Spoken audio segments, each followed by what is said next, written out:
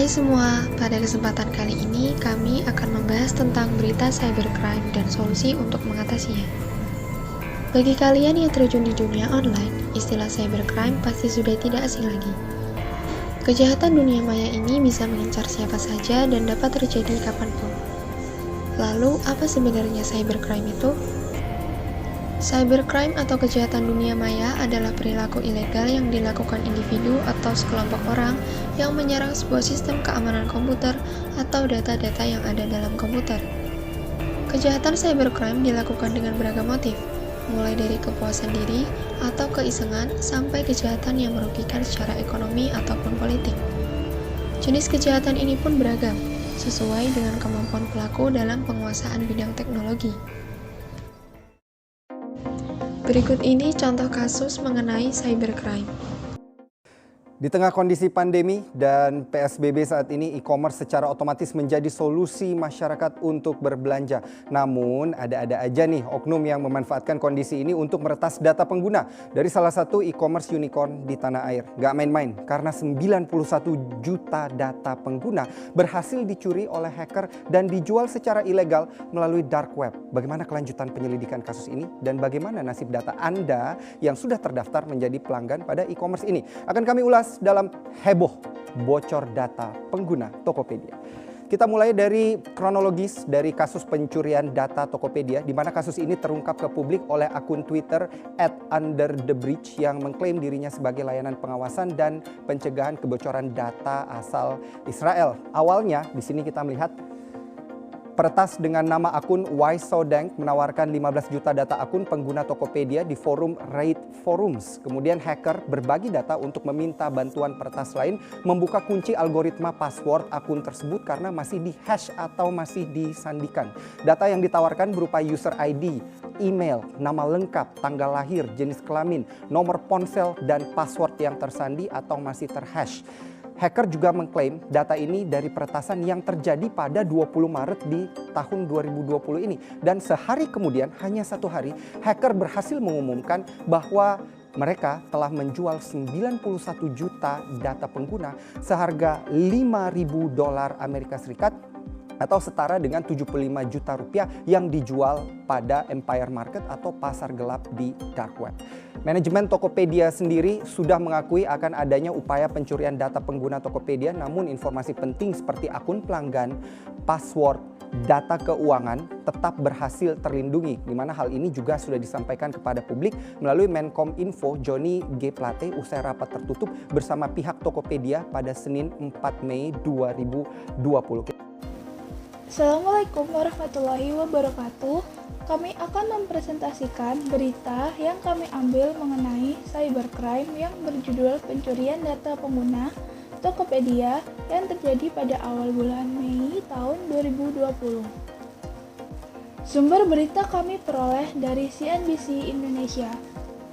Menurut artikel CNBC Indonesia, e-commerce Tokopedia telah diretas oleh hacker.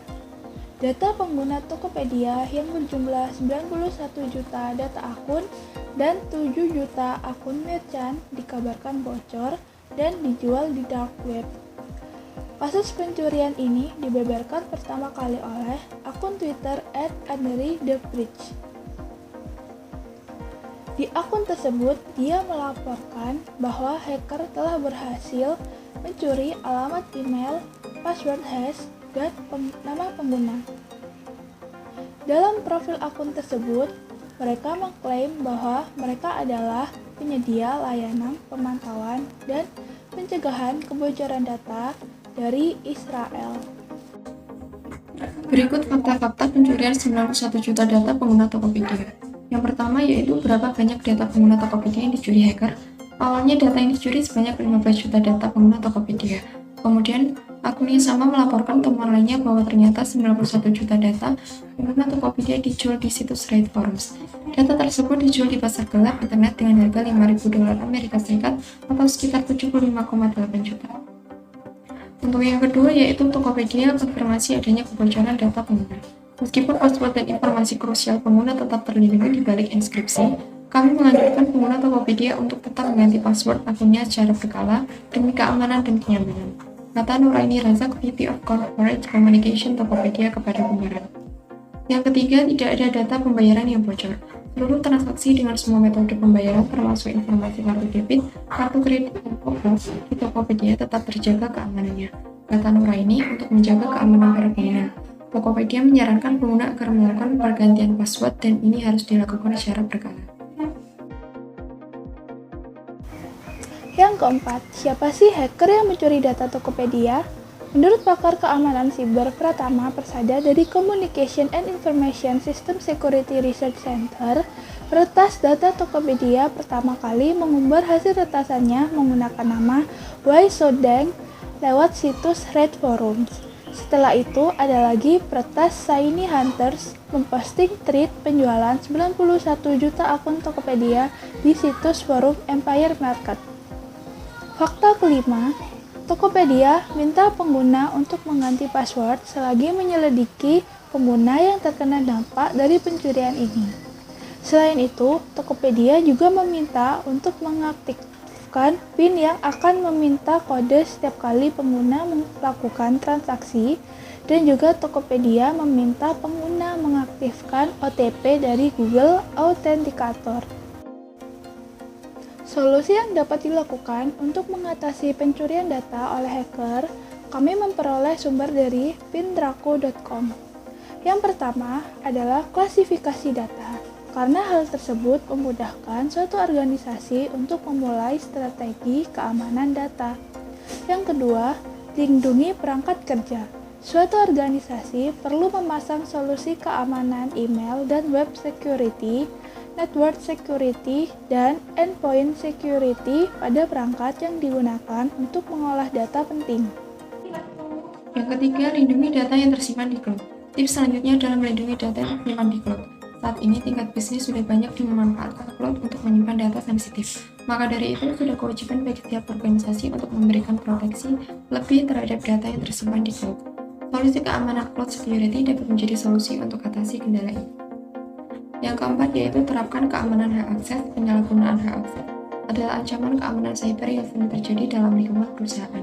Maka pengawasan dan pengelolaan akses ke akun-akun khusus merupakan hal yang perlu diprioritaskan.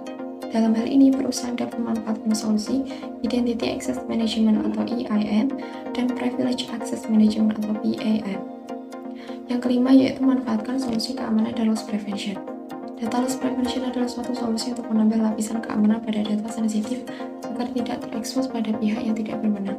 Solusi data loss prevention membantu organisasi terhindar dari insiden kebocoran data melalui proses pemantauan data yang dilakukan secara terus-menerus di seluruh endpoint, jaringan, dan cloud.